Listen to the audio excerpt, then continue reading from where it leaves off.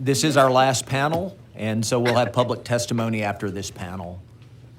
So if you're registered, be ready. We'll get you up here. We're going to go right into public testimony.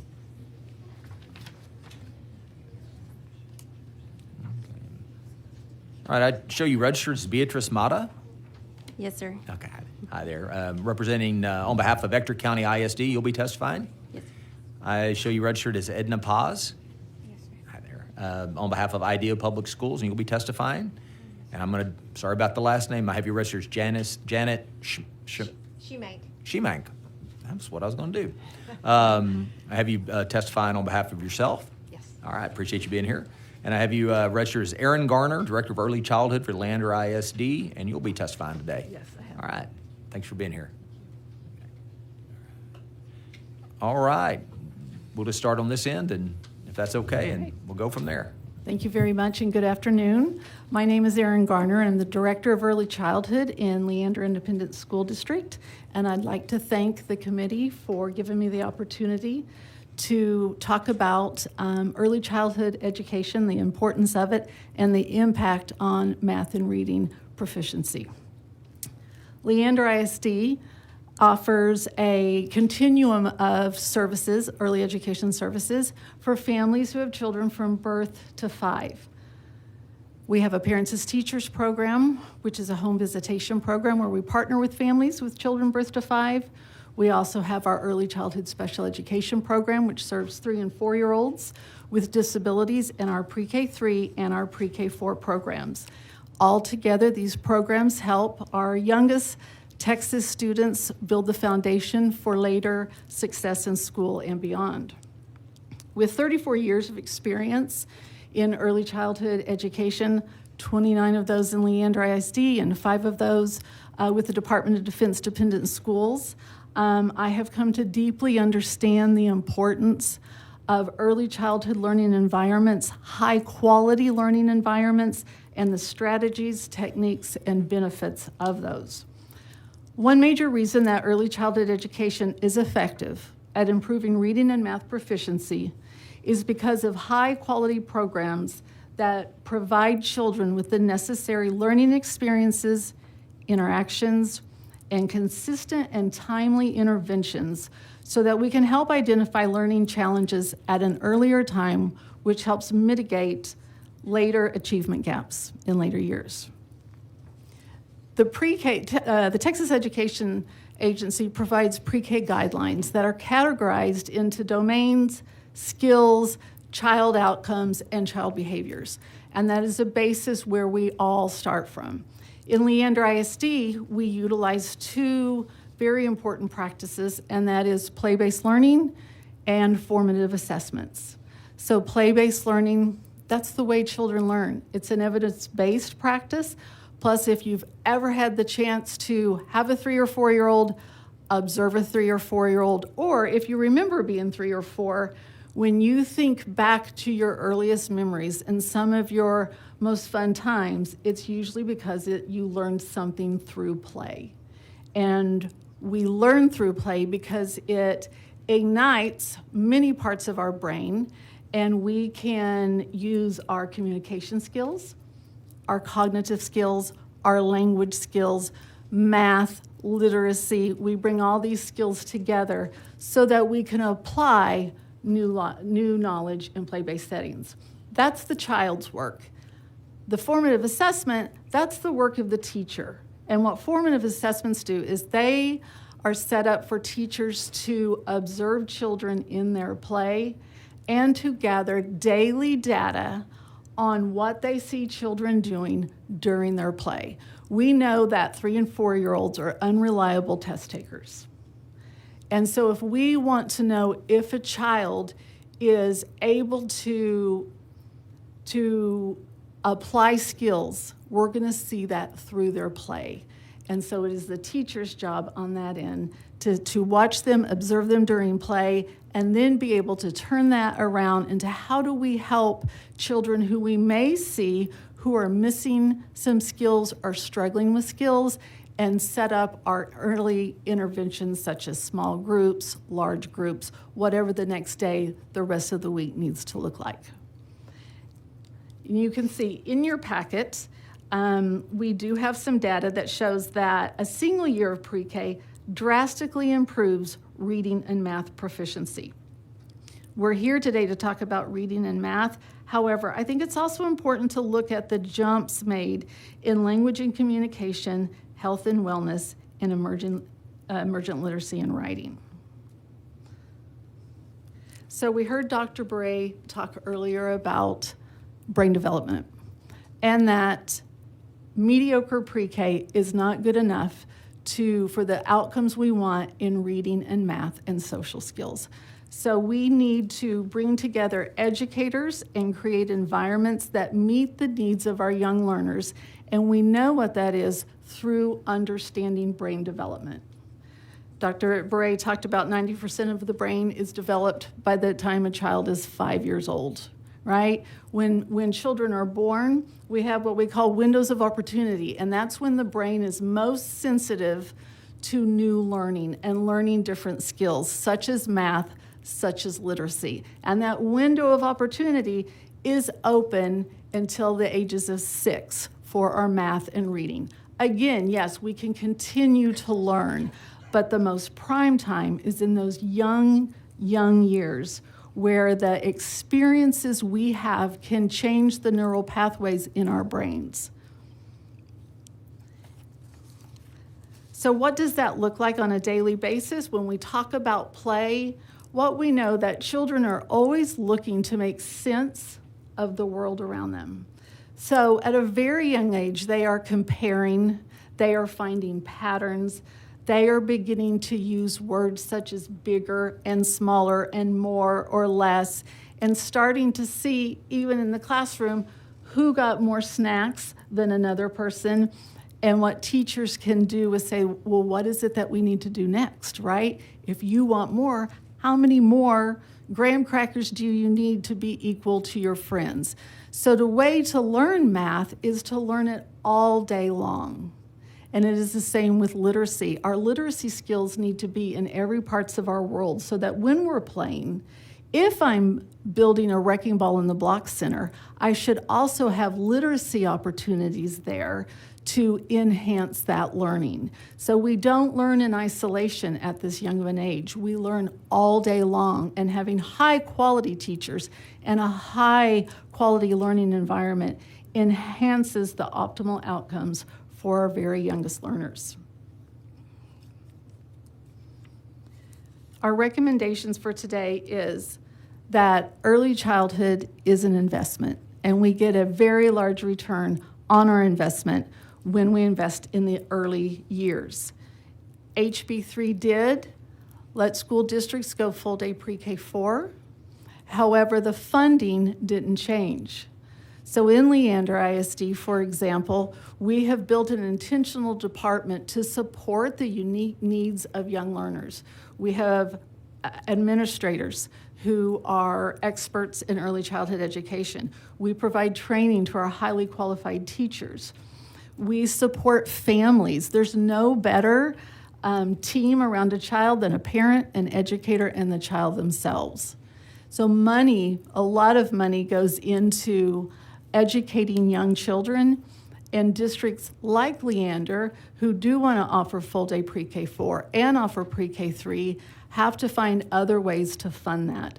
So in order to increase access and opportunity and to get the results that we want by 3rd grade, we have to invest in our youngest learners.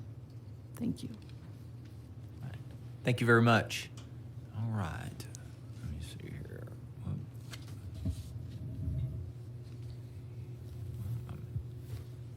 Ms. Paz? Yes, All sir. right, thank you. Good afternoon, Chairman Buckley and members of the committee. My name is Edna Paz, and I'm a senior assistant principal at Idea Sports Park Academy in Brownsville, Texas. I'd like to thank you for the opportunity to testify on the early literacy charge. I'd like to start with a quick story about a student I taught in 1st grade. Elias was a 6-year-old shy and introverted student. A week before school started, this student, who was living in a low socioeconomic household, lost his mother overnight. Faced with moving from home to home and bouncing back and forth between his grandmother's house and his father's house, he faced challenges some of us have yet to experience. With his grandmother not speaking a word of English and facing challenges herself, Elias didn't have the social experiences that my children, or maybe your children, may have entered school with. This was a child that, week after week and observation after observation, was just not showing progress. He was a student coded as red in need of high and urgent intervention. He was a student who would misbehave and lash out when class was in full instruction. When students started to learn their letters and sounds, he stayed behind time after time. The first feat was to build a relationship with him. How could a new teacher meet his needs both emotionally and academically? It started with a simple, if you get this letter, you'll get this. Intervention became fun for him. He had his teacher's special attention. Being able to create an intervention plan tailored to his needs as a struggling reader and being able to see him grow week after week was incredibly rewarding. Working hand in hand with my literacy coach and leaders, I implemented a strategic intervention plan that focused on both his academic and emotional needs. We began with small, manageable goals, celebrating each success no matter how small. Each letter he learned, each sound he mastered was a victory. We incorporated games and interactive activities that made learning enjoyable and less intimidating for him. Once again, tailoring to his needs. In addition to this, his grandmother supported with extra practice at home while learning letters and sounds herself. As the weeks turned into months, progress was evident. Elias was no longer the student falling behind. He was excited to come to school, eager to learn, and confident in his abilities. By the end of the year, he had caught up with his classmates in reading and was even helping others who were struggling. Not only did he catch up with his classmates at the end of the year, but this student who failed for the first few months of school became a straight-A student for all of his years of school and just graduated last year with honors. Just like Elias, there's so many students not only in our state that need immediate intervention in the lower grades to best succeed and read at grade level. Elias's journey is a testament to the power of strategic intervention and the importance of addressing the individual academic needs of our students in earlier grades.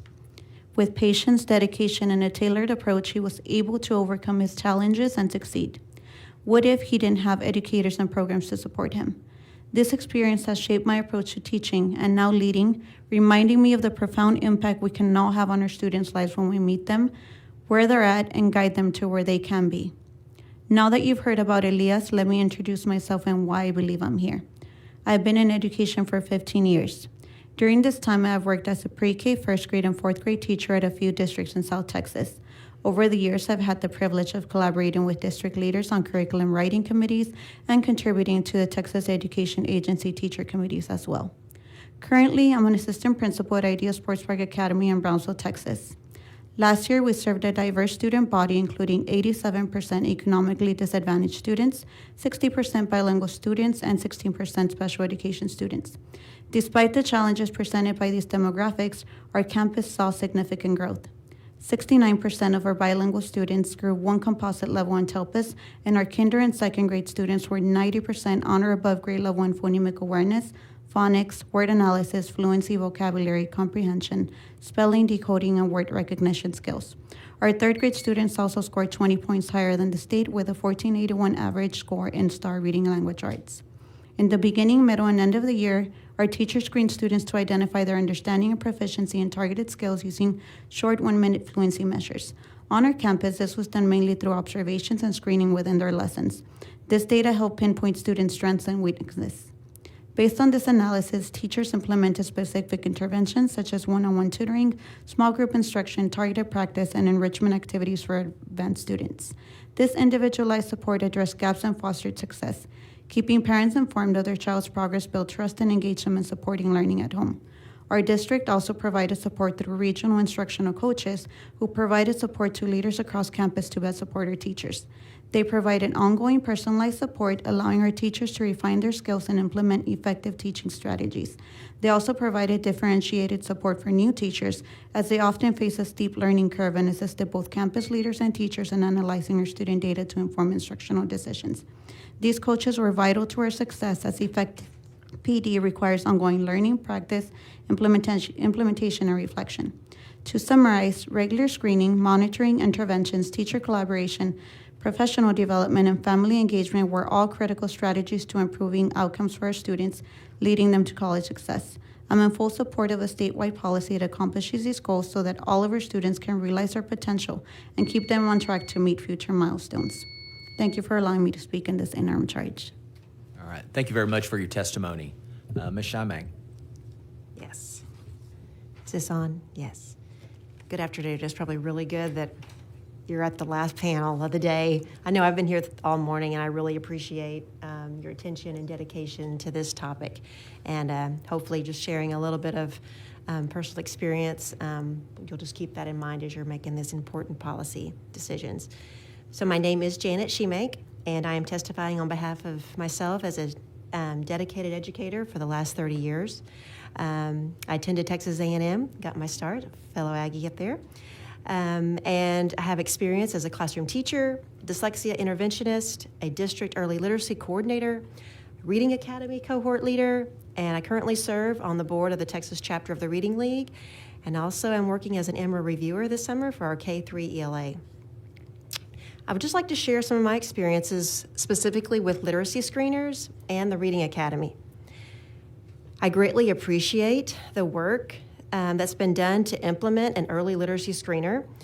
The screening data is used actually by the teachers to support our literacy outcomes in two very important ways. The indicators that are included in the literacy screener are highly predictive of our reading difficulties, and it does provide a systematic approach to identifying students who may have reading difficulties or gaps in their learning of those foundational literacy skills. The data is very usable by the teacher to actually guide their instruction and the intervention for these students. The interventions also can show a greater impact on student outcomes when it's provided within that tiered system, with each tier adding another layer of instruction that's aligned to a common instructional target. So that's the system that we need in place to make that have the greatest impact. The screener also provides a measure of effectiveness of our Tier 1 reading instruction. It's another lens to look at that screener data for another important piece of information. Because when we have large percentages of students that fall below the cut point on those early literacy screeners, it signals a need to review our instructional programming and our practices, as well as the teacher training in effective and explicit reading instruction. We always say, you can't intervene your way out of a Tier 1 problem. Our tiered systems cannot support more than 20% of our student population needing interventions. So therefore, we must refine our Tier 1 instruction to be more effective and efficient based on the science of teaching reading. And that leads me to share some of my experience with the Reading Academy. I have led cohorts of our pre-K to third grade teachers and administrators through the Texas Reading Academy since the introduction of our House Bill 3. This training contains vital information on the science of teaching reading, including important background knowledge and effective instruction in all areas of literacy. From my experience, many teachers are learning this information for the first time, whether they are new to the profession or a veteran teacher. Some are also having to unlearn less effective instructional techniques as they better understand how children learn to read. This training has helped some of our teachers change their practice, implementing what they have learned, and I've seen some classrooms and even teams experience great growth in student literacy due to their positive growth mindset and just being able to work with a team that seeks to continue that refinement of their practice. So the Reading Academy has been a great start, but to see the statewide results that we all want and we need, there must be more. From what I have experienced at the local level, I believe the following are things to consider to help us get there. We need a continued systematic review of our Reading Academy content in smaller chunks. The time for our training must be incorporated into the teacher's contract time and designed for adult learning and delivered by literacy experts. We need campus-level coaching to establish the necessary coaching relationship for that ongoing implementation support. The value of this cannot be underestimated. Changing practice is not easy, and effective professional learning must include that modeling and feedback that a coach provides. And just as critical is the role of our administrators as the instructional leaders in this ongoing process to evaluate and provide feedback, set the expectations, and have that accountability. And another thing is that our data should be analyzed with a problem-solving mindset. There should be increased reading proficiency demonstrated on our literacy screeners as well as on STAR. There should be. And if the data is not, then we need to work collectively and collaboratively to identify what can be the barriers and what are the solutions that we can do or put into place.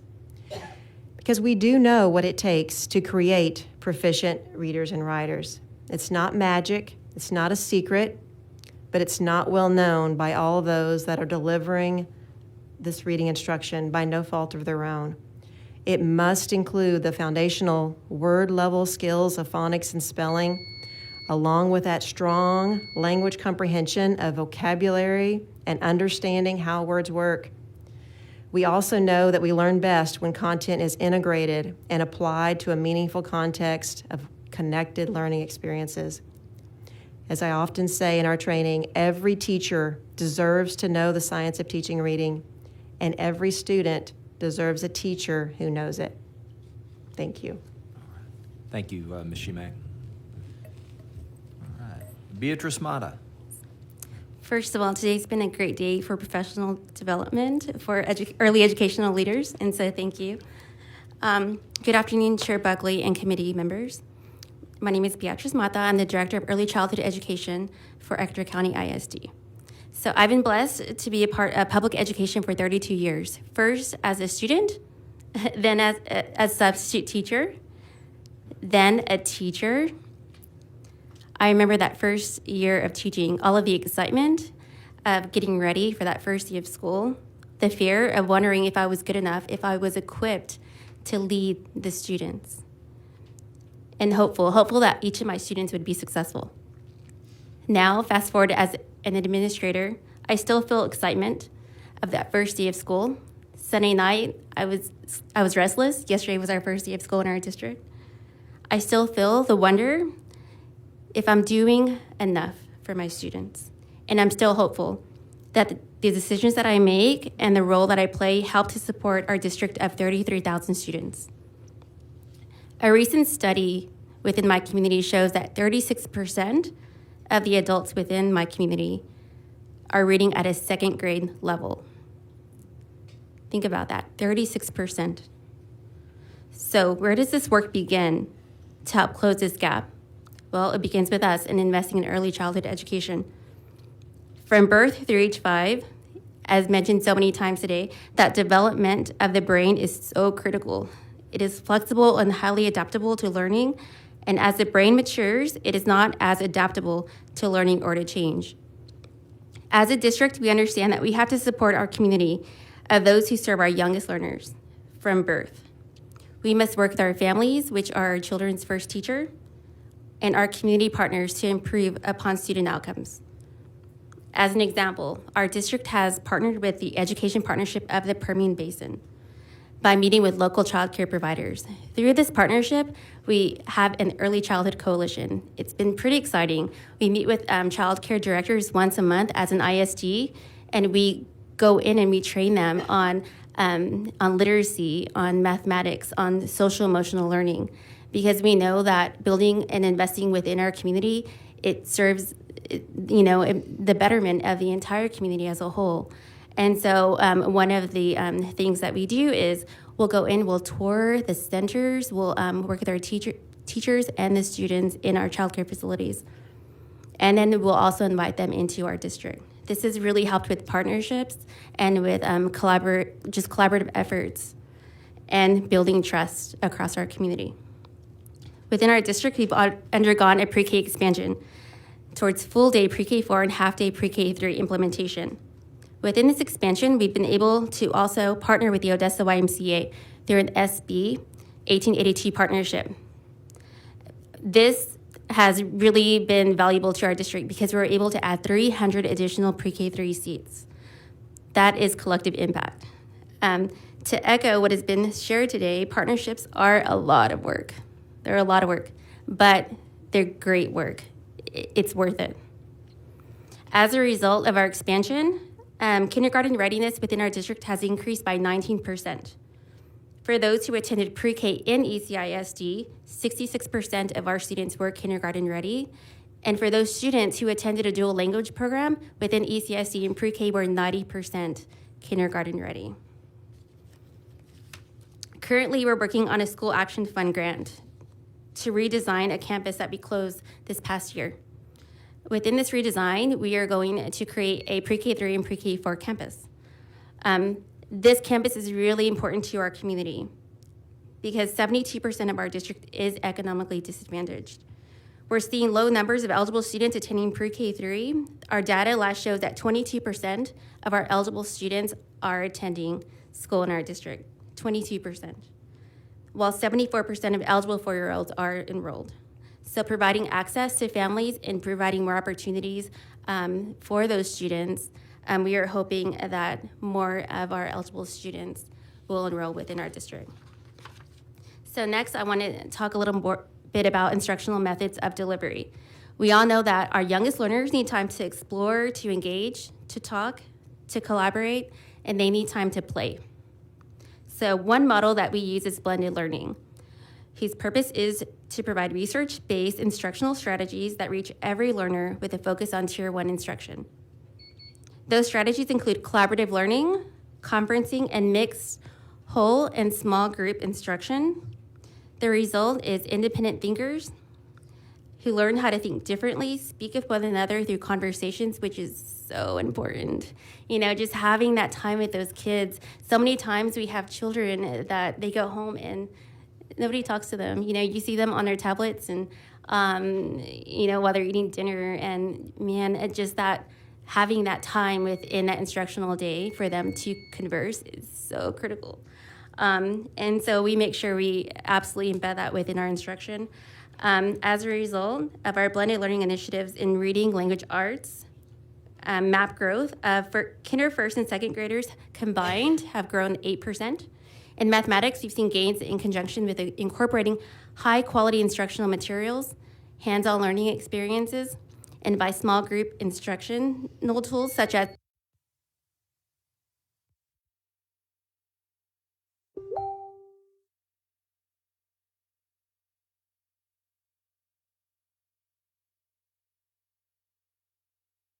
times skill growth in our first grade students grew by 153.6%. As a whole, we're pleased with the hard work of our teachers and students, and we know that we can always do better. My recommendation is, you know, just to continue supporting early childhood education, continue supporting partnerships, those collaborative partnerships between ISDs and childcare entities. Y'all, they're so powerful and impactful. If you have not, you should visit them. I mean, they're pretty amazing. And just to help recruit, you know, and retain teachers and to help us bring in those eligible students into our buildings. That is our hope. So thank you. Well, thank you very much for your testimony. Members, any questions? Right here. All right. you, Representative Mr. Hefner. Ms. Mata, thank y'all for being here today. Sounds like y'all are having a lot of success in your area. What is kind of the what is the best first step for a school to get started on an early learning program? How's the best way to get that started?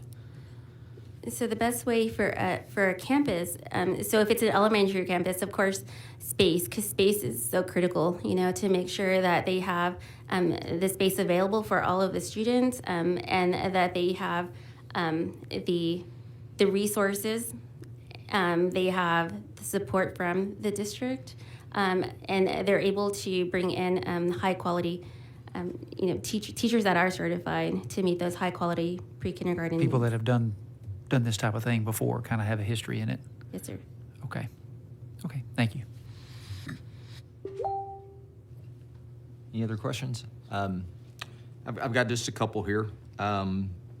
Ms. Shimang, we had testimony last session about early literacy and some things we wanted to do intervention-wise.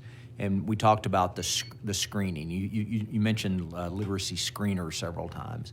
And in my mind, because I remember some of the talk amongst folks is, oh my gosh, another test for a kid. Now we're star testing babies. For those of us that don't do this for a living, tell me what is involved to do a literacy screener. How long does it take? What 30,000 foot view? Yeah. it's very different than the STAR testing. A literacy screener can be completed in about 10 or 15 minutes with each child.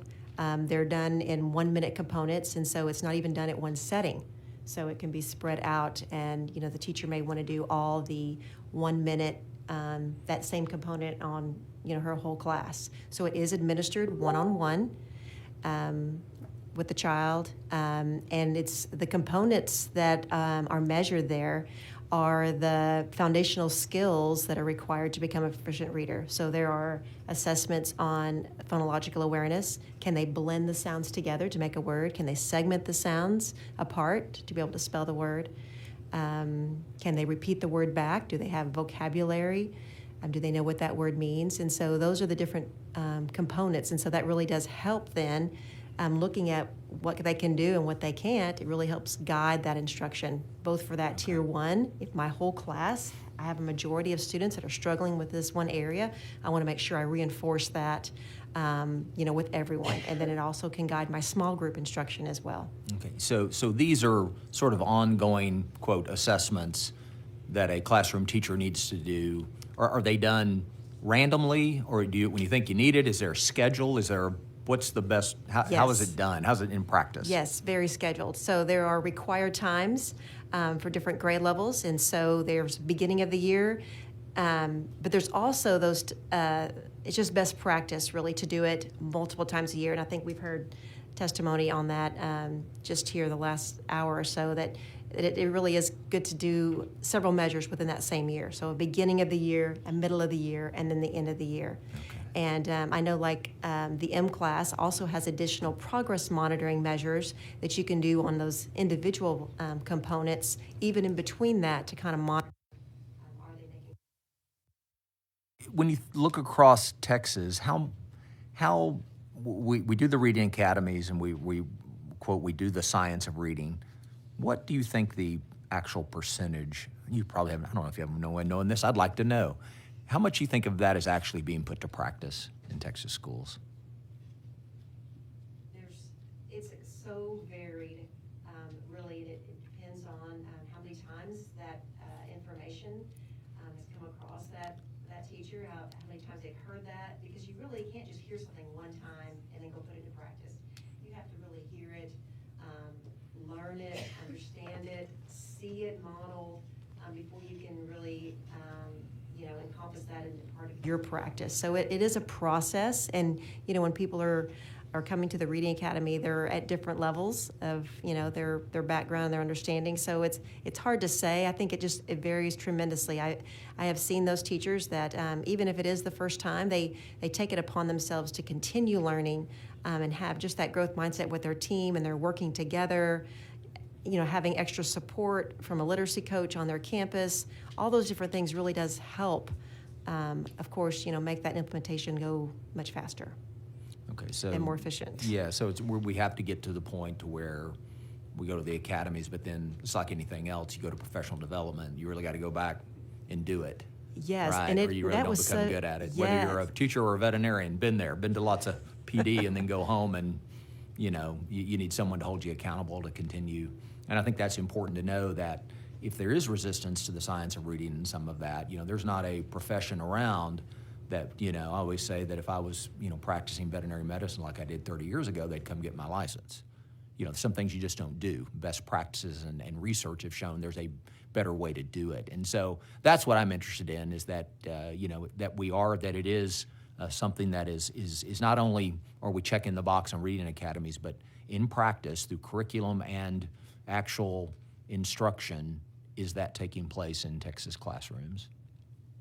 Is definitely taking place in some classrooms, yes. Okay. Is it everywhere? And I think that's why our data is not moving. We're not consistent, and those data pieces are looking across the board. And until Yeah. we can have more consistency across, not just campuses, but then whole districts and, regions and the state, it's just Yeah, okay. slow moving. Yeah, and I don't think anybody, goes out there thinking they're, we're, The teachers yeah. know. Yeah, I feel like yeah. that was a big piece too, that we were training another whole set of new teachers the next year and the next year. I know. all this retention stuff we've talked about, we think about one lane, but just think about all the second and third order effects of all the redo and the redo of everything. That's important. And so I have one last question, Ms. Garner. You talked about parents as teachers. How in the world do you make that connection? Is it parental engagement department? You know, you said from birth to 5. Yes. What is that exactly? So Parents as Teachers is an international evidence-based curriculum. Okay. And Oh, it's got it. based Okay. on the thought that a parent is a child's first and most influential Yeah. teacher, and that learning starts at home.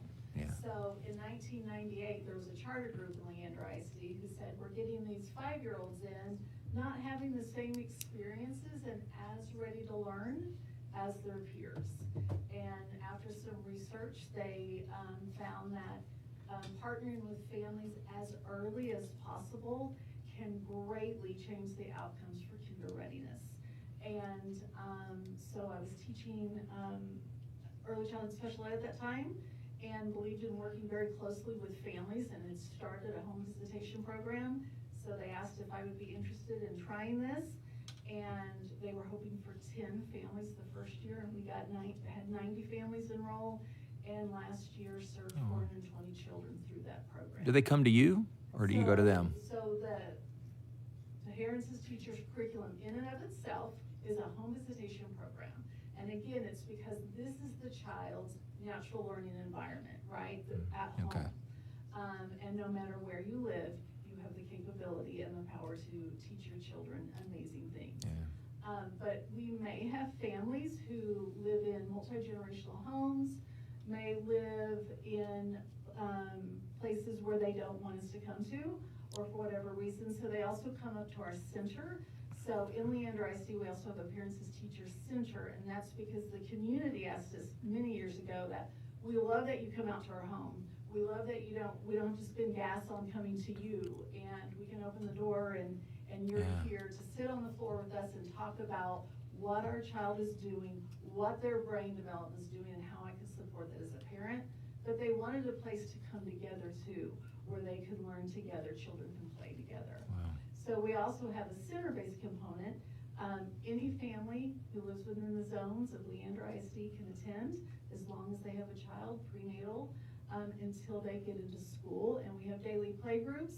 We also have infant massage classes, baby sing and sign classes, preschool academy classes, so that each developmental age is addressed. So families can learn really what their children are doing and understand the brain development around that and how to support that development as a parent.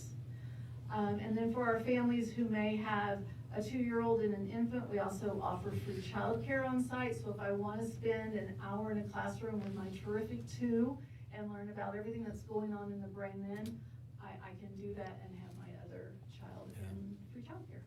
Oh, wow, that's So it's really family engagement, it absolutely is. And And it's the no families cost to think the that's family. I would powerful. you fund it through grants or just out of? So Just- in the beginning, since 1998, Leander ISD has changed drastically, right? We used to be very rural, and now we're Yeah. a large suburban area. And in the beginning, we were supported through Title I funds, family Yep. engagement funds. Now we're mostly locally funded. Okay. All right, appreciate it. I think it's interesting today when we talk about the brain. That's the part that's been so interesting to me, and that when learning occurs and the neural pathways that are developed, that we've talked about all the things we do that are good for those neural pathways. I think our challenge are the things that happen to kids that aren't good for those neural pathways, and they form as well. And that's the part, don't know if we can pass a bill to fix some of that, but we ought to certainly double down on what we can do for the good things, and let's hope the good outweigh the bad. Any more questions? Representative Allison.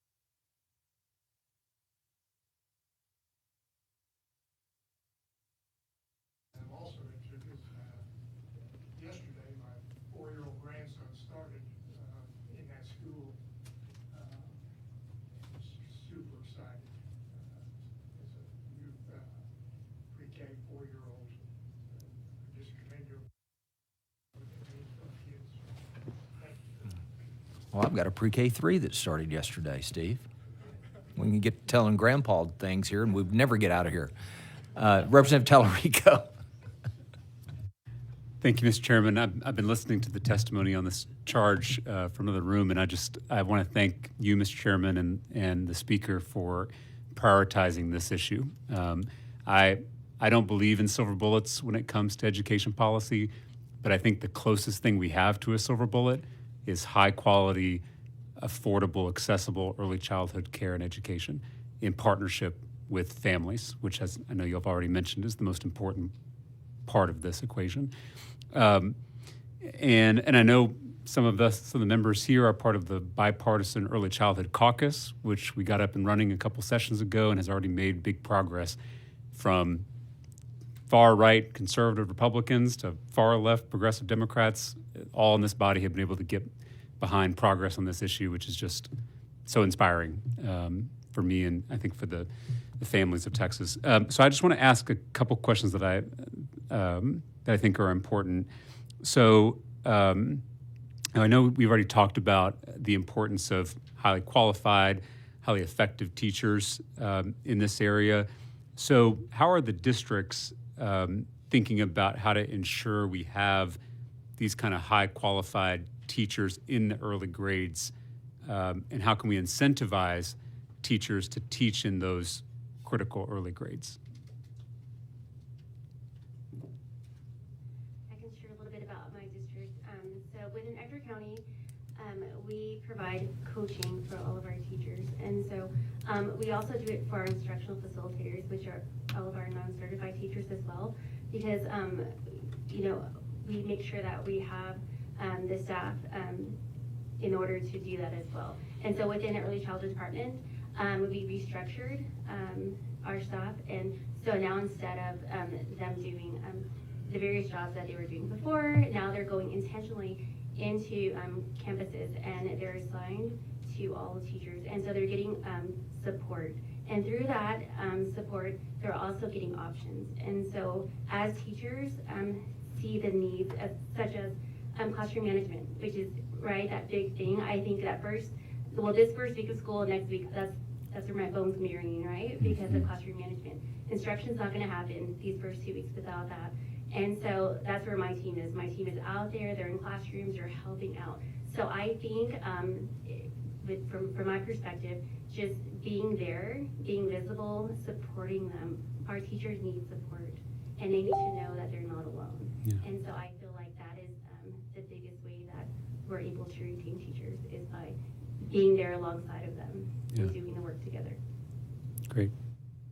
Go ahead, please. I was going to say, so I agree with the coaching. We have 2 EC specialists on our staff, Mm. and they are the instructional coaches for our teachers. We also have a pre-K coordinator and an early childhood special ed coordinator who can also support our teachers and our administrators on the campuses, our administrators, so that they understand what high quality early education also looks like. We have 20 different campuses where we have our early childhood communities. So it's not only important to support our early childhood teachers, but it's also to help everybody on campuses who have direct contact with that staff to understand what high quality looks like. As far as incentives, it can also be just keeping the ratio at a high quality level. So in our pre-K 4 classes, we have what we say a 1:18 ratio. That's one highly qualified teacher. We also have an IA in every pre-K classroom. Our pre-K 3 classrooms are a 1:15 ratio with an IA. And then, of course, our early childhood special ed classrooms also have IAs.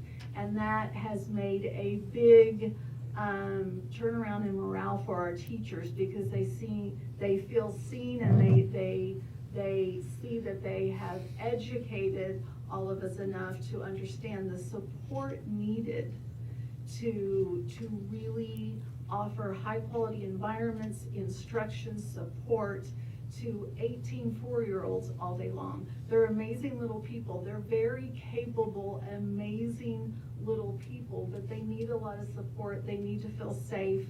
And what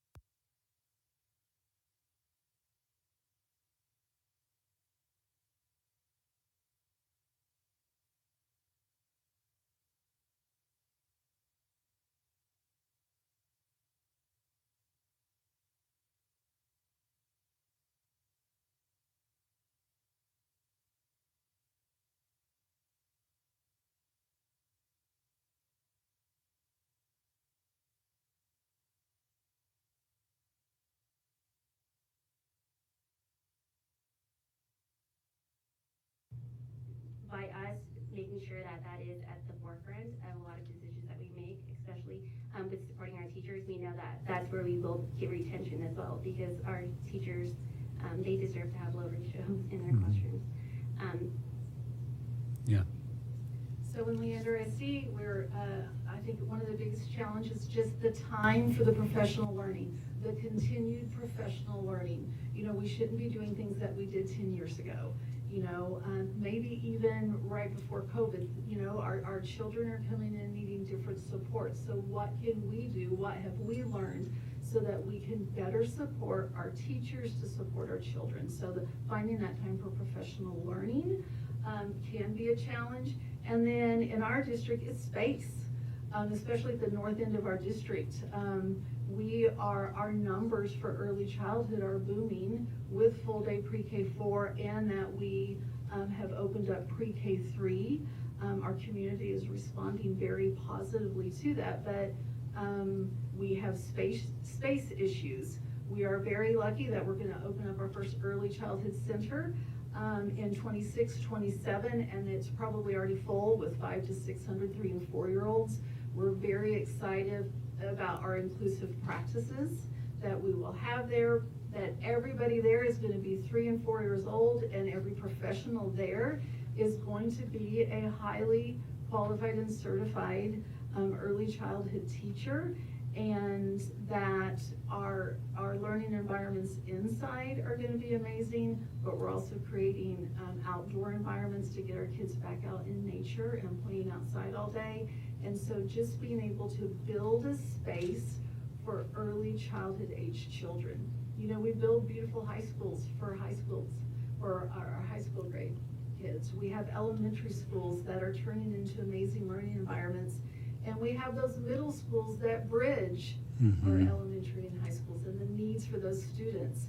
It's fairly new to be putting the time and the effort and the money into building environments that our youngest learners can access and learn optimally in.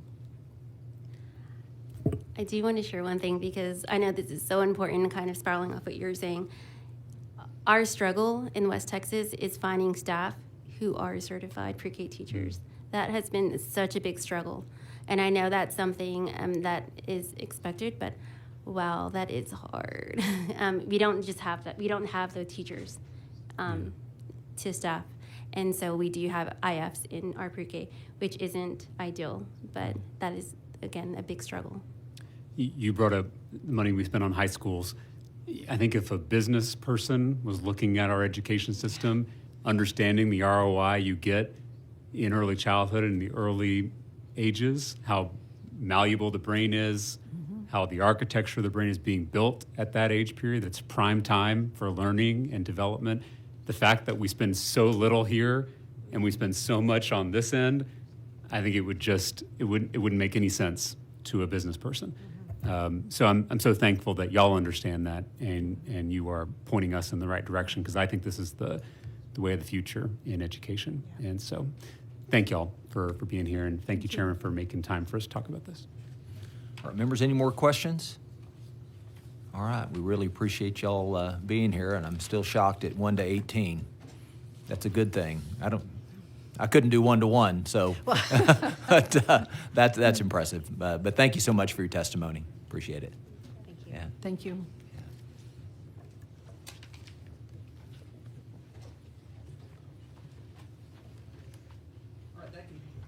That concludes our panels today. We're going to go to public testimony right away, and we'll go back to charge number 3, teacher certification, and we'll call our first witness. Okay, we'll do 4 at a time.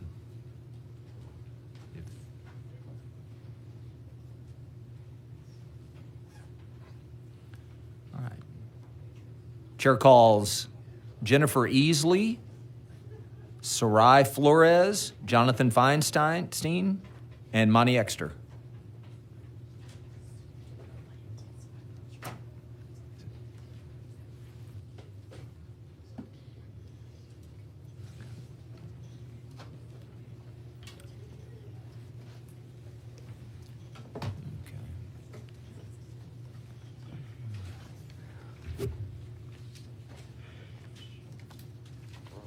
Okay, I show you registered as, is it Sarai? Yes. Sarai Flores, on behalf of MASBA and yourself, you'll be testifying today? Yes, sir. Okay. Show you registered as Monty Exter, Director of Government Relations, ATPE. You'll be testifying today. I have you registered as Jennifer Easley, State President, Texas PTA, and you'll be testifying today. And I have you registered as Jonathan Feinstein, Texas State Director, Education Trust, and you'll be testifying today. All right. Sarai, 2 minutes, please. Okay, thank you. Good afternoon, committee members. My name is Sarai Flores, and I'm here on behalf of the Mexican American School Board Association. We're an organization dedicated to empowering school board members to be culturally conscious leaders for the advancement of Latino communities. We recognize that there's an ongoing teacher shortage and know that the committee is working hard to address it.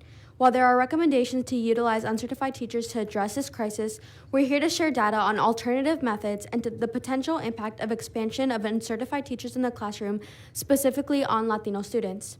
According to the data from the Texas Education Agency, 40% of new teachers in schools with high Latino enrollment were uncertified in the 2022-2023 school year, compared to 25% in schools with lower Latino enrollment. While there are specific reasons to have some uncertified teachers, research demonstrates that uncertified teachers are less likely to have the training to meet diverse needs of their students. Additionally, uncertified teachers often not have been exposed to specialized training required to support English language learners. This results in a significant disparity in the quality of education received by these populations, affecting their achievement and their educational outcomes. The legislator has made clear that literacy attainment is critical not only for the legislative body, but for the state as a whole. Helping students become literate requires specific training, which is why the legislator created reading academies. While we applaud the committee for exploring solutions to the teacher crisis, we offer 4 alternatives that we think that will accomplish the committee's goal while maintaining educational standards. First is to limit barriers of entry for teachers, making teacher preparation programs more affordable and reduce teacher-student loan debt. Second is to develop a statewide teacher retention plan. Teacher shortages are often due to educators leaving the profession because of low salaries and inadequate support. Third is to expand teacher preparation programs, invest in and broaden the scope of teacher preparation programs. Good. Last is to increase teacher pay and to broaden student loan forgiveness. Currently, 41% of teachers work additional jobs outside of school to support their financial needs. By increasing teacher pay and broadening student loan forgiveness, we can reduce the financial burden. In Texas, we pride ourselves on being bigger and better. It is imperative that we address the certification gap and ensure that our students have access to high-quality education. Thank you. All right, thank you for your testimony. Monty Exter. Hello again. Thank you guys for having us up here again today. I will say, frankly, I expected to be much later since I didn't register till like noon, but thanks. So I will change up a little bit by saying I expect that all of the testimony on certification will be fantastic. You're actually going to hear from ATPE's past state president a little bit later. I actually wanted to come up today. I wasn't even going to testify at first to add a little bit of just context around the concept of high-quality teacher and teacher certification. We've heard over and over and over again throughout the years that a high-quality teacher is the most important or single biggest factor in student success. The context that I wanted to make sure that we add into that is in school. It's the biggest in-school factor of success. So while it is extremely important, everything that you're going to hear about teacher certification, and everything you're going to hear about how important that is to making sure that we have a high quality educator in front of the classroom, I think it's also important that we remember that there are some other factors too that we also have to think about. So you've got family expectation and access, family expectation of educational outcome, and access, familial access to resources. Both of those individually are actually statistically more important factors in determining a child's student outcomes than having a high quality teacher is. And together, they far outweigh it. But they're both also out of school factors. But that doesn't mean that they're factors that you guys can't impact and affect here. So when it comes to expectations, it's super important, right, that we help both through the accountability system. It's very hard, right, to have those good student expectations of those familial expectations of what a student outcome can be if we tell entire groups of folks that we expect that they're not necessarily going to do very well, or we say you're going to a failing school over and over again, or if we have the extreme politicization of education in such a way that we talk about things in a very negative light. Those are all things that can be impacted up here. Also, you heard about on the other one some of the issues yesterday. You had an extended conversation with Paul Colbert about funding, and while you guys hear a lot, right, about the basic allotment, when it comes to those familial needs, it really is about the weights. Because we have a lot of families that have lots of economic disparity in this state. And while we need to make sure that they all have access to a high quality educator and that we are promoting all of them thinking that they can get something positive out of the education system so that they have good expectations of educational attainment, we also have to make sure that they have access at the familial level to those resources. And that's what we do through the weights. Thank you, Monty. All right, Jennifer Easley. All right. Thank you for the opportunity to testify today. My name is Jennifer Easley, and I'm president of Texas PTA, representing nearly 500,000 parents, teachers, and students across the state. We must acknowledge that high-quality teaching requires rigorous training, and top-tier education demands adequate funding, which is more than what we are providing. We urge you to increase the basic allotment so districts can raise salaries, improve pay scales, and offer the necessary support to our teachers. And by doing so, we can attract and retain the best talent, reducing the reliance on uncertified teachers from the outset. Dear teachers, from the moment we entrust our children to your care, we knew they were in capable hands. Your dedication to their academic, social, and emotional growth shines through every day, but here is an undeniable truth. You deserve more. Your hard work extends far beyond the classroom, late nights planning, personal time sacrifice to grade papers, and constant effort to engage each child. And despite your unwavering commitment, the respect, support, and pay you receive falls short. Frankly, it is insulting. Teachers at Bolton, Valley High, and Northside, we know you're grappling with the loss and support of longtime colleagues while striving to improve student outcomes. Teachers at Wells Branch and Round Rock, we recognize you've lost funding and you're now having to cover the cost of bilingual resources out of your own pocket. Teachers at Riley and Dallas ISD, we know you've lost your reading and math specialists and your class sizes have swelled. Plano ISD Davis teachers, students, and parents, we understand you are reeling after losing beloved teachers with 25 years of experience, and now your campus is closing.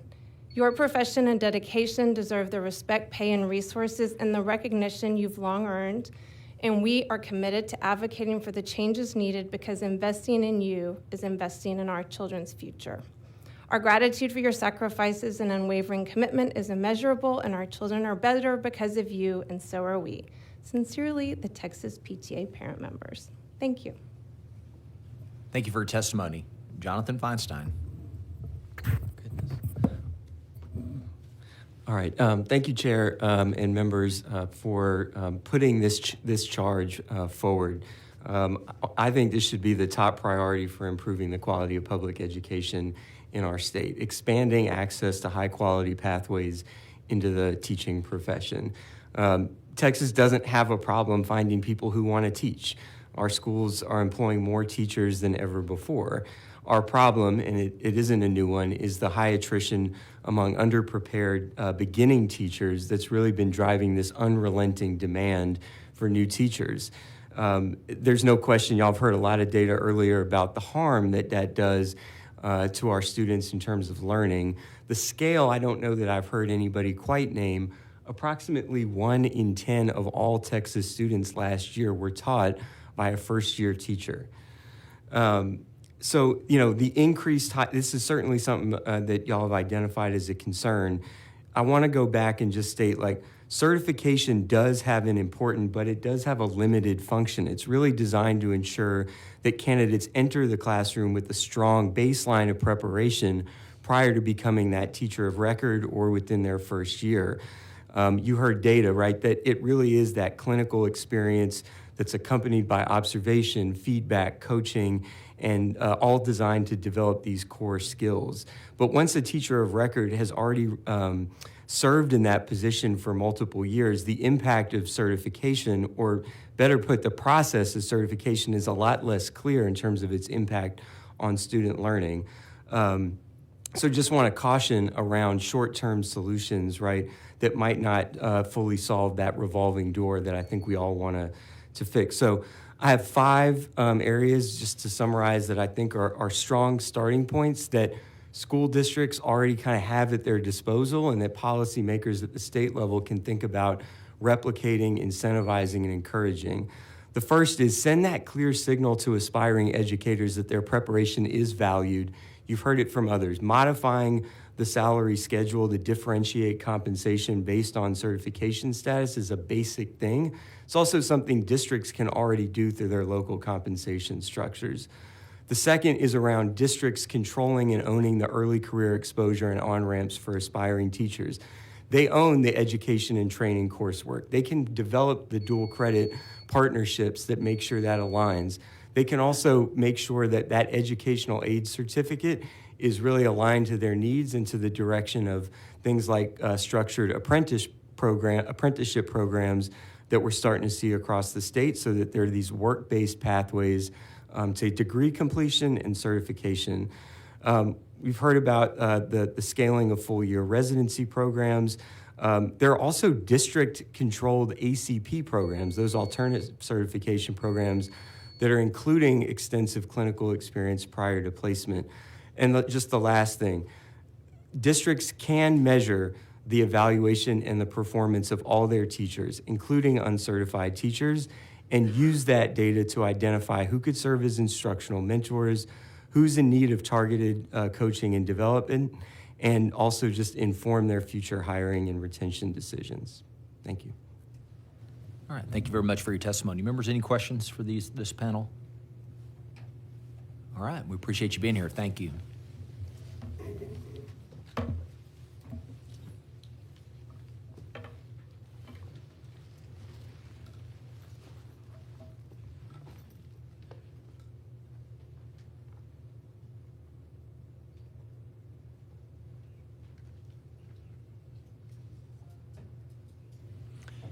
Chair calls Jane Cerna, James Halamek, Michelle Williams, and Marissa Iannacone. You do it every time. I know. I got to get back in the groove here. Iannacone. Thanks for being here. All right, I show you registered as Jane Cerna, immediate past president of ATPE. Testifying on behalf of ATPE and yourself. Welcome.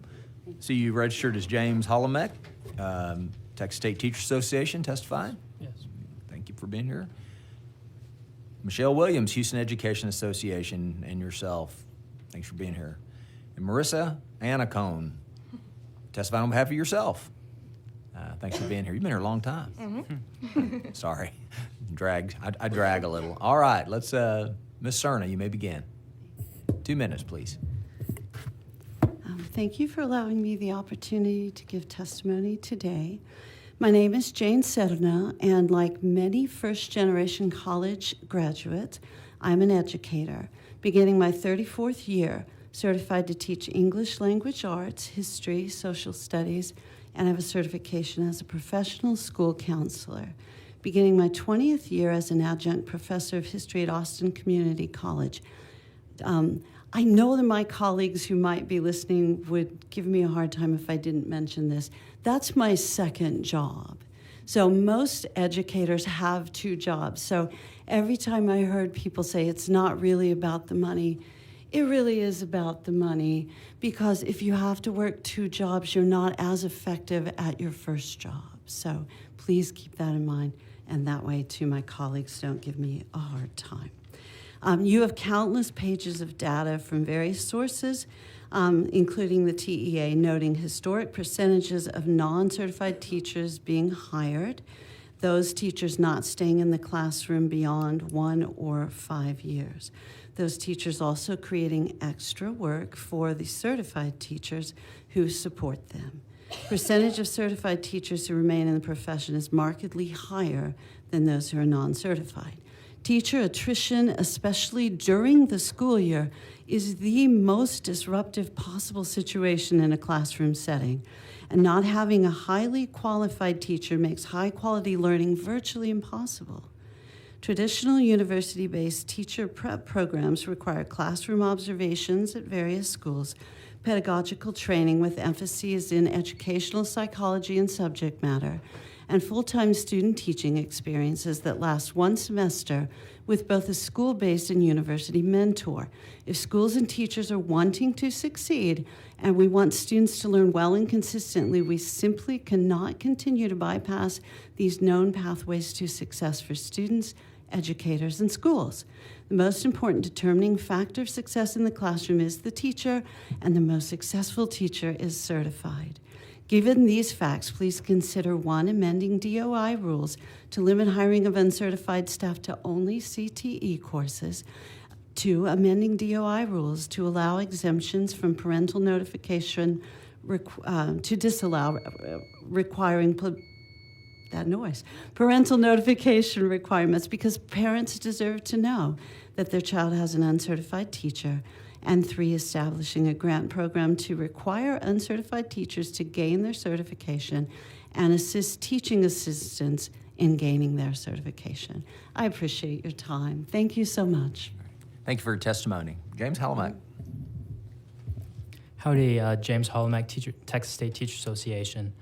New data show that in 2023, more than half of individuals hired in Texas as teachers of record were not certified by the State Board of Educator certification. This includes teachers who have not yet completed a certification program and teachers who are not even enrolled in a certification program. These uncertified teachers have a negative impact on student outcomes, student safety, and on the teacher shortage crisis. Studies over the past 2 decades show consistently that students overall in every subgroup, in every subject, and in every grade learn more if their teachers come from traditional programs. The next best preparation pathway is nonprofit programs. Learning gains are especially significant in math and for low-income and special education students. Traditional pathways also retain teachers at higher rates than teachers who are alternatively certified and at substantially higher rates than uncertified teachers. After 5 years, just 25% of teachers who matriculated out of colleges and universities leave the profession. This is compared to the 35% of alternative programs. Fewer than 40% of uncertified teachers last in the profession beyond 5 years. High turnover disrupts schools, which can lead to poor student outcomes and requires additional recruitment and training costs. There are also implications to student safety as a result to increasing numbers of uncertified individuals serving as teachers in Texas public schools. Certified teachers must pass criminal background checks and face sanctions, including loss of certificate for inappropriate behavior. There is no similar method for tracking uncertified teachers or for preventing ones with a history of misconduct from moving between schools. TSTA has some recommendations to mitigate the negative impacts of the increasing number of uncertified teachers. One is amend the charter school law to require that all teachers, with the exception of CTE teachers, be certified by SBC. Another is amend Districts of Innovation law to limit permissible certification exceptions to educators teaching CTE courses, amend salary schedules to incentivize certification, and allow that no uncertified teacher should be allowed a designation under the teacher incentive allotment. Thank you so much for letting me talk on these issues, and we look forward to working with you in the future. All right, thank you for your testimony. Michelle Williams. Hi, Michelle Williams, Houston Education Association, and on behalf of SELF, I want to ask you all these questions. Would you want to invest in a teacher certification if you were required to stand most of the day? Would you want to invest in a teacher certification if you had no planning time, is taken up by your administrators constantly talking at you? You can't call parents, you can't grade papers. Would you want to invest in a teacher certification if there's no compensation for duties and activities that you sponsor outside of school? Would you want to invest in a teacher certification if you're constantly reminded that you're on a probationary contract and you can be fired at the end of the year? These are things that teachers in Houston ISD are currently experiencing. And I've done my due diligence, and we don't enjoy going to that right to go to the board and talk about our working conditions, because that's like the fox guarding the hen house. We're talking about you. Texas school districts need to be held accountable for the deplorable working conditions that they are causing for these teachers. That's not. I listened to all the testimony, and nobody ever wanted to. They tap dance about that, around it. But these districts are part of the attrition. They are the reason why teachers are leaving in droves.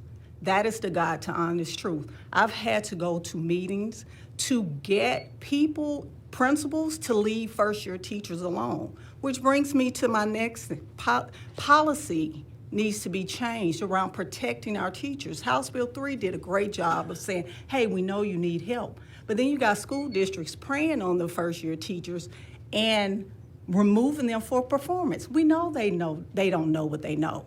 They need to be protected. They should not be allowed to remove teachers 0 to 3 years of experience for performance. That's their job to train them, and they're not doing a good job of it. And lastly, I want to talk about just contracts in general. If you made districts give teachers 2-year contracts, we could probably keep them longer. Thank you. Thank you for your testimony. Marissa? My name is Marissa Yannicone, and I'm a former special education teacher. And by former, I mean I taught last year here in an Austin area school district working in an emotional disturbance program. And teaching is what I always wanted to do. I've been in education for 9 years, and I have my master's in special ed, so leaving the classroom was not an easy thing. But I wanted to talk about a few of the reasons I left, and unfortunately, most of them are because of y'all. So first and foremost, teacher pay has remained stagnant. Like she was saying, even with a master's degree, I was having to nanny or drive Lyft. Additional out-of-pocket expenses. I taught in Title I schools and special education programs, so I was buying snacks for my students, buying materials for my students, just so that they would be engaged. The passage of bills like House Bill 4545 and the mandate of science of teaching reading added to our already overflowing workload. It's not that I don't want these best practices taught to us, but there's a significant disconnect between the intentions of these policies and the reality of implementing them in the classroom. And in my experience, the lack of support and understanding of how these policies would be carried out only exacerbates our challenges that we were faced. And finally, budget cuts have led to a decrease in services and support staff, making it even more difficult to provide the quality education. I was taught in a self-contained special ed classroom, so I had like 2 or 3 assistants, but we see the district I taught in last year just cut like 50 SPED positions.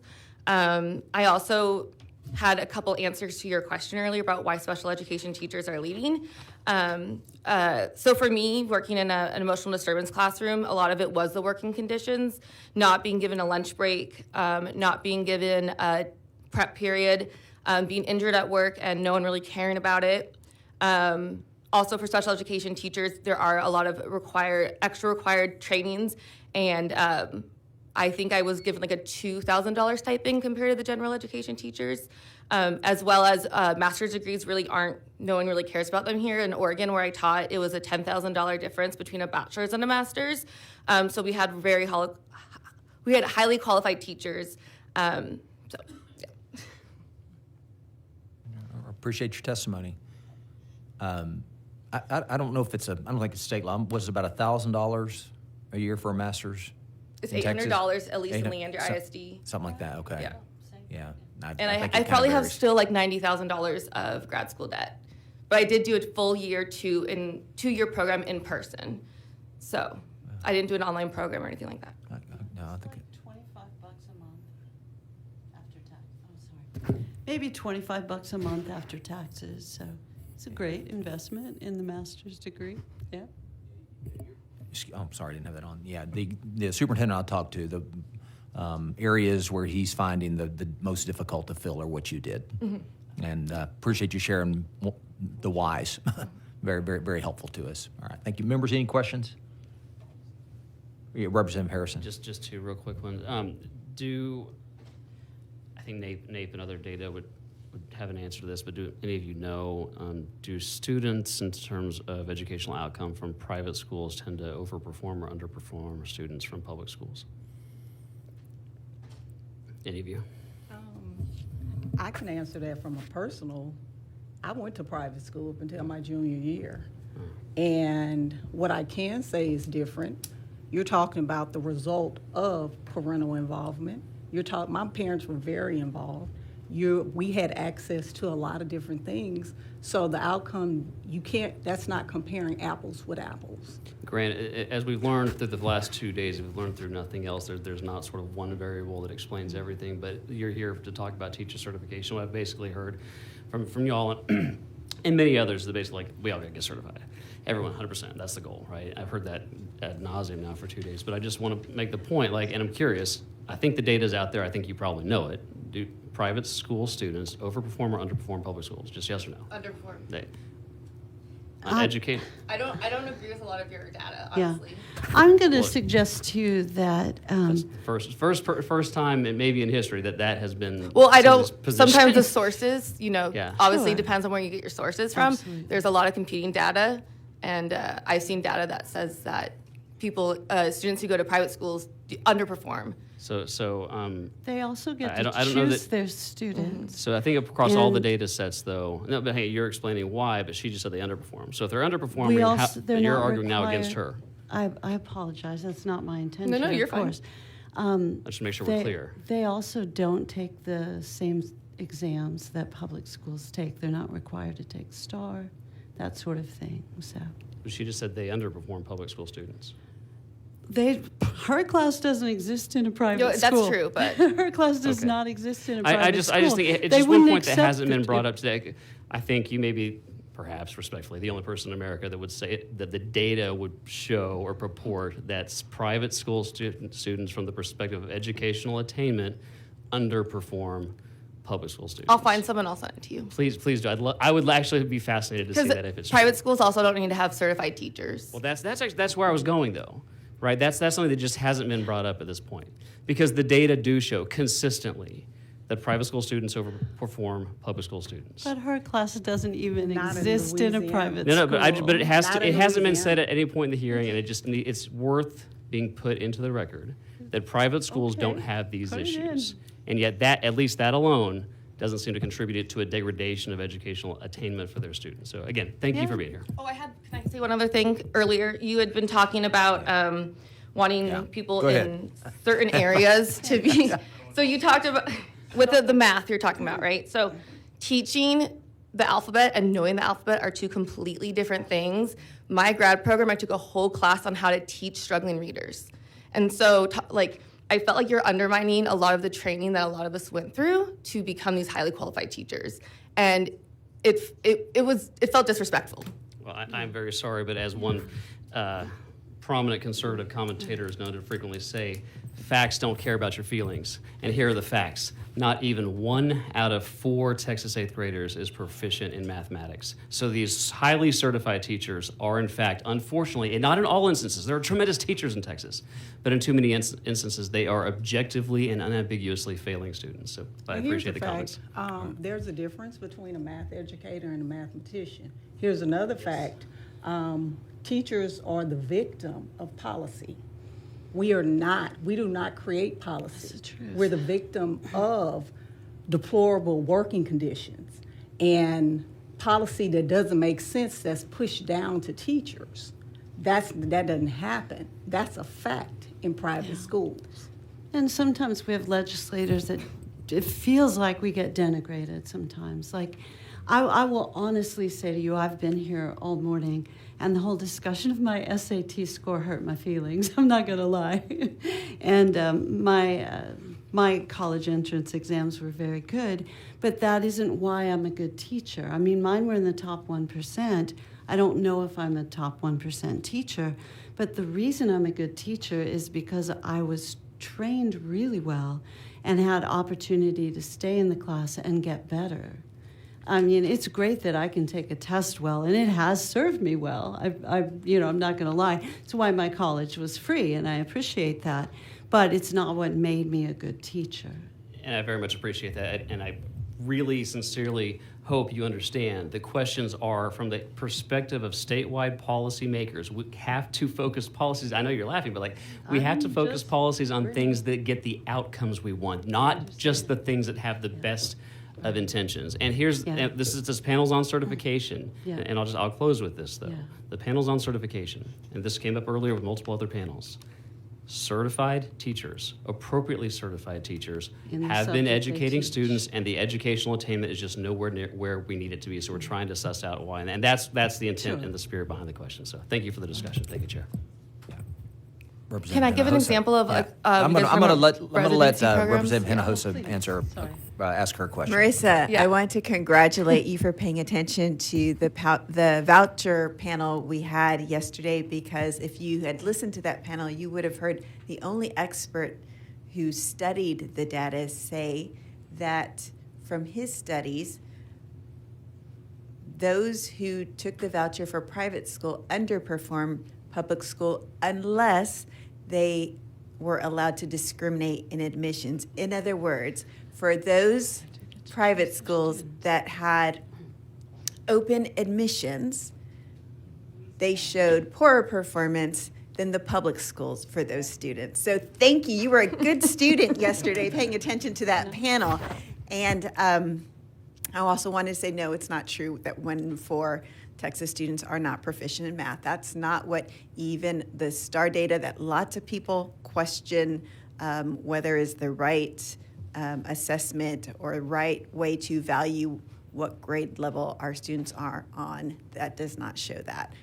Ms. Williams, I wanted to thank you for bringing our attention back to Houston. Even though I don't represent Houston, and most of us here don't represent Houston, the state now has an obligation to make sure that what's happening there is right and good, especially when Houston was on a trajectory of improvement. We now own it, right? The state, we own the results there. The state of Texas owns the results there. And you are right to be focusing our attention on what is happening there. So thank you. I'm going to ask one quick question, and then the conditions, and for the educators on the panel, I would think, and Ms. Williams, you're certainly,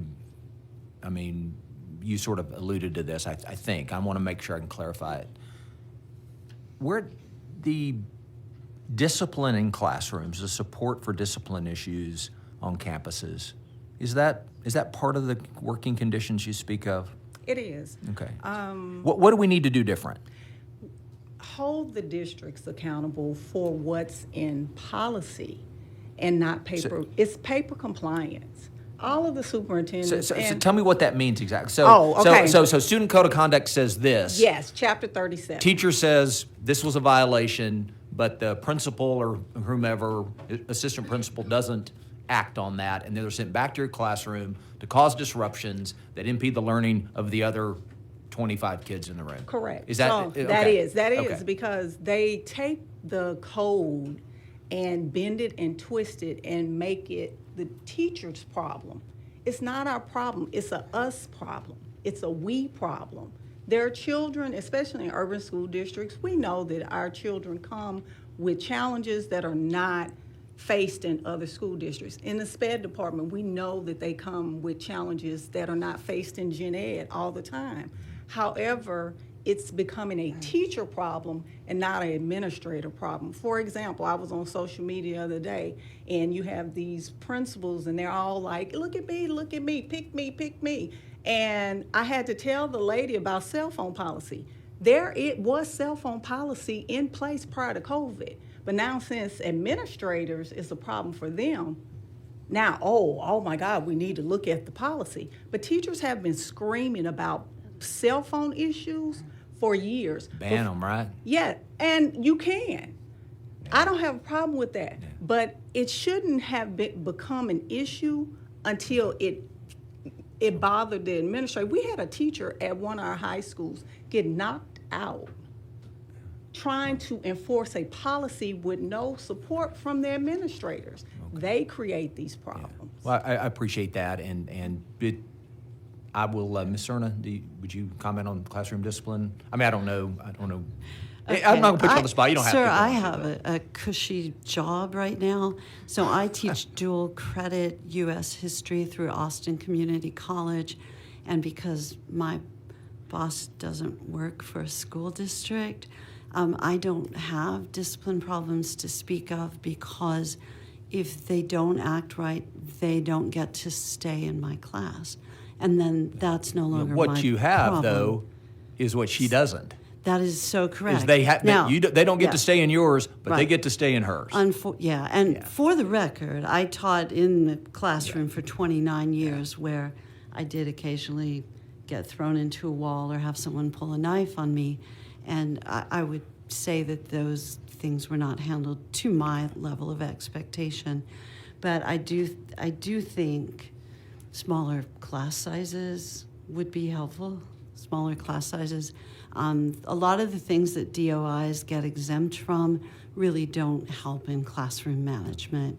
And the longer you're in a class, the better you are at managing the class. So getting people to stay beyond 5 years would be really helpful. Yeah, you just get better at your job the more experience you have. Right. Every and profession in the world. absolutely. And if Yeah. you don't have to have 2 jobs, that's also helpful too. I'm going to All right, mention we're going to that. run up against a Sorry. hard stop here, and I'm going to make sure that we get more people to testify. Representative Harrison, did you have one more question? We're going to move on. Okay. All right, we're going to move on. Thank you all very much for being here. Thank you. All right, we're moving on to early childhood literacy and numeracy and public testimony. We're going to do 5. We have a panel of 5, and that will be it, I believe.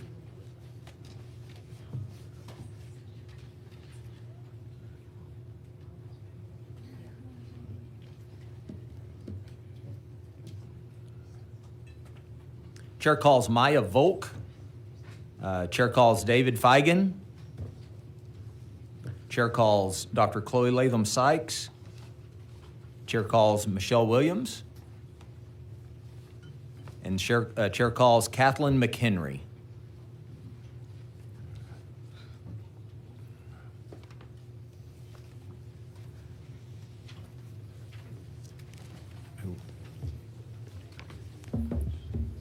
There's Miss Williams, there's Dr. Sykes, and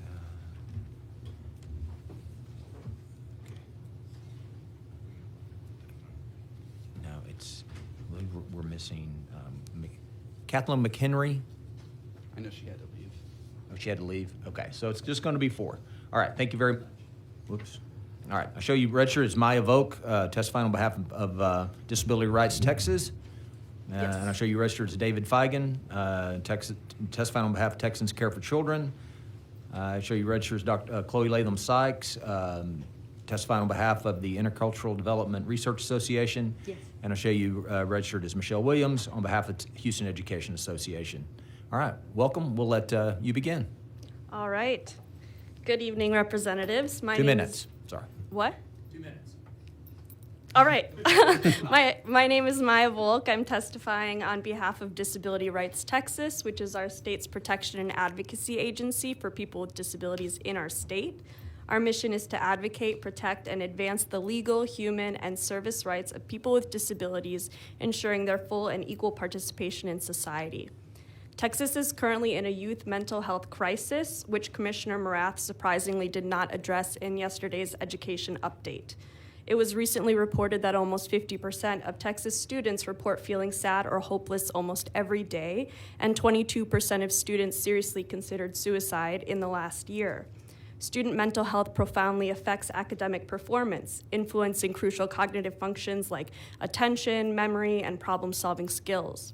When experiencing acute mental distress, particularly for students who've experienced trauma, the flight or fight response renders these students incapable of learning. So there is a silver lining, as we've heard a lot over the past couple days. Young minds are malleable, And when early detection and intervention is done, this can lead to remarkably rapid and effective healing. So this early support not only aids immediate academic performance, but also significantly reduces the risk of mental health deterioration in adulthood. Outside of the home, schools are the most likely setting where mental health concerns will be detected. Therefore, our schools hold a critical responsibility to provide robust, effective mental health services to their students. As this committee considers this interim charge on early literacy and numeracy outcomes, please consider providing counselors, social workers, and other mental health service providers in Texas schools. Thank you. Thank you very much for your testimony. Dr. Sykes? Thank you, Chair Buckley and members. My name is Dr. Chloe Latham Sykes. I'm Deputy Director of Policy at IDRA. And my testimony focuses, and you have a written copy in front of you, on bilingual education as a high-quality pre-K through third grade literacy strategy. And this touches on some of the points made by Dr. Garcia earlier. But I want to draw attention to one statistic, which is that when we're talking about pre-K through third grade students, 27% of them are emergent bilingual students. So if we're not talking about those students incredibly centrally in this conversation about these critical grades in early learning, we're not even talking about 3/4 of students.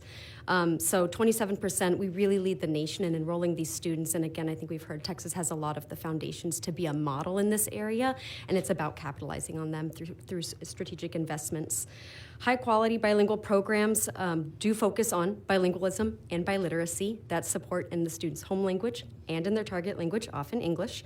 And this is often through dual language immersion programs, which the state has invested in.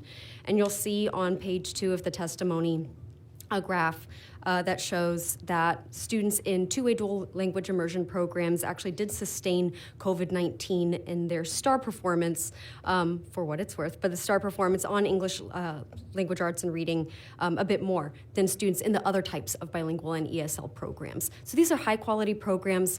What are ways that we can invest in them to make sure students achieve those really learning supports? One of the ways is through something this committee has already done, which was last session you passed through this committee, and it did pass through the chamber, House Bill 2164. You heard Dr. Garcia mention the importance of program monitoring and educator training, and we've talked a lot about continued professional development. That bill, which was a recommendation from the state's Emergent Bilingual Strategic Plan, would have supported program monitoring, technical assistance, and educator training for educators and administrators who work with emergent bilingual students, again, who comprise a giant proportion of the population. So highly encourage you all to perhaps reconsider and take up that bill again, co-authored by Chair Dutton and Vice Chair Allen, and other recommendations around targeted investments, teacher support, and retention. Thank you. All right. Thank you for your testimony. Ms. Williams. Yes, I'm not going to even take the whole 2 minutes, but I want to say that House Bill 3 was a piece of legislation that it did a lot of great things for teachers.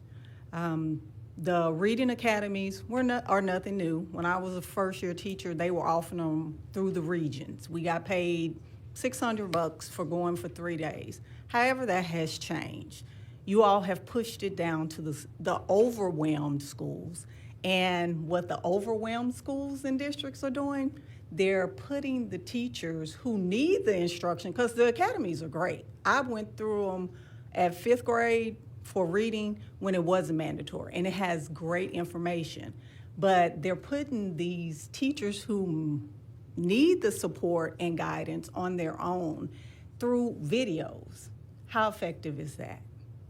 I'm asking that you all push these to the regions, let the region offices do what they do best, provide professional development. That's what they do. Contract with them. Pay the teachers. And this is something that should be done during the summer.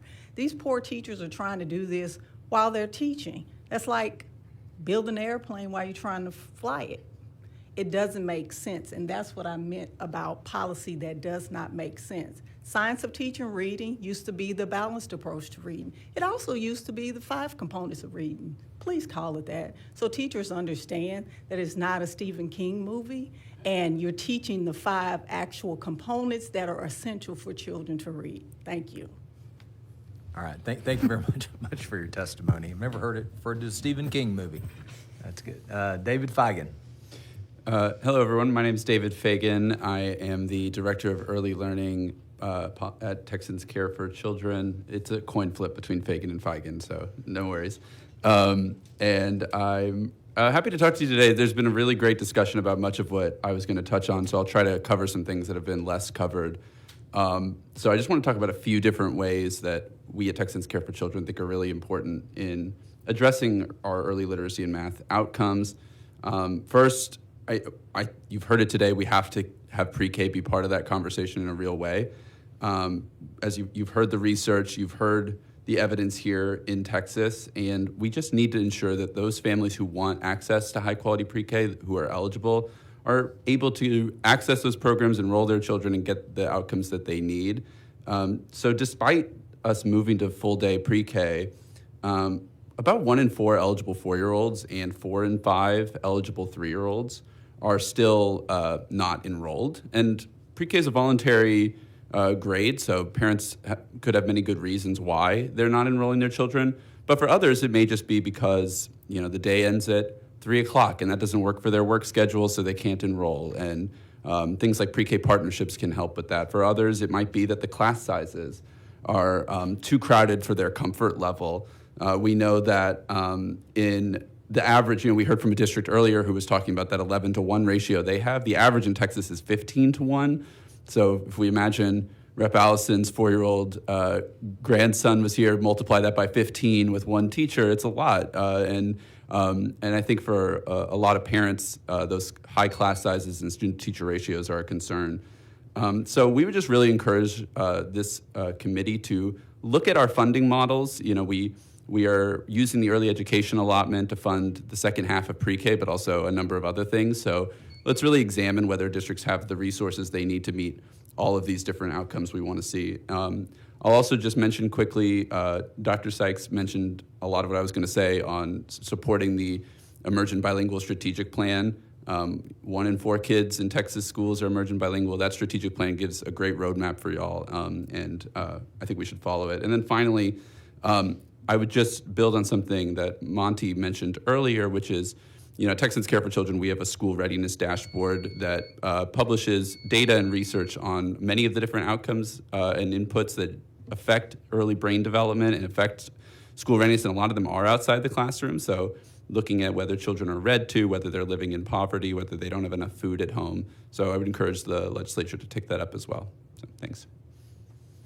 All right, thank you. Members, any questions for this panel? All right, Representative Hinojosa. Dr. Sykes, I've heard from other bilingual experts, but it's been a while, that especially when you're doing the dual language model, that what they have seen is that these kids aren't necessarily where they should be at 3rd grade, that it may take them longer to achieve at a level that just a single language speaking child might achieve at when it comes to demonstrating reading proficiency. Is that something that have experienced or have familiarity with? I know that there can be a lot of variance because it ultimately comes down to quality implementation, program implementation, and I think we've heard a lot of that today. So no, two-way dual language or dual language in general is not a silver bullet of just the singular best program. It depends on the type of model. So you hear sometimes about 50-50, you hear about 90-10. These are like the percentages of home language time and target language time. Some are going to require one bilingual certified teacher. Some are team taught by 2 teachers. So these models are going to have different outcomes, and there's various studies on model type. I will say one longitudinal study cited in the testimony by the RAND Corporation that was looking across multiple languages of dual language programs found that students by 5th grade actually in those dual language programs were scoring high enough that it was the equivalent of about 7 months of additional learning time. So almost a school year of additional time. That was testing 5th grade, and I know you mentioned 3rd, but all that to say there are great gains in literacy, but I think it depends on the integrity of model implementation, teacher support and certification to be able to do that with integrity and those supports, and when that starts early. To be clear, I didn't mean that they don't eventually catch up. what I had seen was that third grade doesn't capture where they're headed because, to your point, once they get to the fifth grade, they're surpassing their single language peers. But that it takes a little longer to get proficient in both languages. And so those early numbers at third grade may not be telling us the whole story. Yes, I'm sorry. Yes, that's also true. I mean, all the things about program variance, the supports, type of model implementation do stand. There are third grade metrics that can show great gains. But also we know language takes a long time. Literacy takes a long time. We've spent all day talking about brain development and malleability and what that means, and students learning not only language and literacy, but academic content, numeracy, and other content in those upper elementary grades as they're progressing are major indicators of cognitive development and academic achievement. And you're exactly right. Those might not be borne out to total fruition in third grade as a snapshot that we're seeing those especially expand in the upper grades. But I don't want to say that dual language, that we don't see gains in dual language Right. by third grade, because there's also great gains there. But I think it's important that we all recognize that, because if we're talking about 30% of our student population and we're expecting everybody to hit a certain level of proficiency by third grade, yet we are encouraging as a state dual language for emergent bilingual learners, there seems to be a disconnect there, and maybe we need to be more nuanced in how we're evaluating that third grade marker. I think that's exactly right. And one thing that came out of some of the conversation that ties with the charge from this morning, the other charge around teacher certification, is the entire pipeline and the entire educational ecosystem, particularly when we're talking about bilingual workforce shortages, bilingual teacher workforce shortages, which is an acute shortage area of over 30 years. But we're also talking about bilingual students who are coming in with a home language that could be cultivated, where it might take a little longer to see those gains on particular metrics. Metrics vary, program models, all of that, and that is important. But it's about that longer-term investment to then really have truly bilingual, biliterate, and high executive functioning, high cognitive skilled people that could become those teachers. I know that's the long-term investment. That's the trouble with education. We have like a 20-year return on investment sometimes because it's generational. But that really is what we're talking about, is generational investments. Thank you. Representative Tallarico. Thank you, Mr. Chairman. David, 2 sessions ago, I passed a bill with this committee's help to cap pre-K class sizes at 22 students per class. There was no cap before that. So Representative Allison's grandkid, multiply that by 30 or 35, that's what we were seeing in some classrooms. So we did it at 22 because that's the cap for other elementary school grades. What should that cap be if we're listening to the advocates, to the child development experts? 22, I assume, is still too high. Is that right? Yeah, I think it's a great point, because the 22 student class size limit, right, is a limit, not a goal, and it's also a limit based on elementary school, not necessarily what would be best for pre-K. So I will say that we heard testimony earlier referencing the quality standards in the NEAR, the Institute of Early Education Research out of Rutgers, and they have quality standards, and we don't even get credit because they have a 20 student limit as their kind of benchmark that they look at. I would also mention that, through House Bill 3, we encouraged an 11-to-1 student-to-teacher ratio. It was an encouragement, so the average is 15-to-1, as I mentioned. So we have to look at class size and student-to-teacher ratio both, because they tell different parts of the same story, which is just how equipped are teachers to be able to engage with children's individual needs. So I do think 22 is too high. It was still an incredibly important step, and ensure that we don't have these 26, 27, 28 student classes too often, although I will point out just quickly that we do have 155 campuses, 44 districts that did receive waivers to that, so that is something also to look at, but that benchmark and ceiling should not be the goal. So 15 or lower is probably what we should be trying to hit. Yeah, I mean, I think, if I was searching, I have a little baby nephew, if they were asking me to look at different programs, the first thing I'm looking at is that student-to-teacher ratio and class size to see if it's low. And I would be looking for 7-to-1 ratios, I think that would be better. One day. Yeah. Thank you, Mr. Chairman. Members, any more questions? All right. Thank you very much, panel. Appreciate your testimony. Thanks for being here. Thank you. All right. Okay. Is that it? Okay. Well, that concludes public testimony. Members, thank you very much for your time and attention the last 2 days. I know it's been a long day, but Representative Tallarico? Mr. Chairman, could I just make a quick statement? Yeah, sure. I wanted to thank Representative Allison for his service on this committee, maybe one of the most honorable people that I've served with, and his dedication to public education is an inspiration to me, and I think should be an inspiration to all of us. And I just wanted to thank him for his service. Absolutely. I concur. Very well done. Well done, Representative Allison. Well done. All right. Anybody else? All right. Again, members, thank you for coming. Thanks for participating the last 2 days. I know it's right in the middle of your week, but I know why you're here, and I know you care about all these issues. So that concludes today's agenda. If there's no other business to consider, and if there's no objection, the Committee on Public Education will stand adjourned. There being no objection, the committee stands adjourned, subject to call of the chair.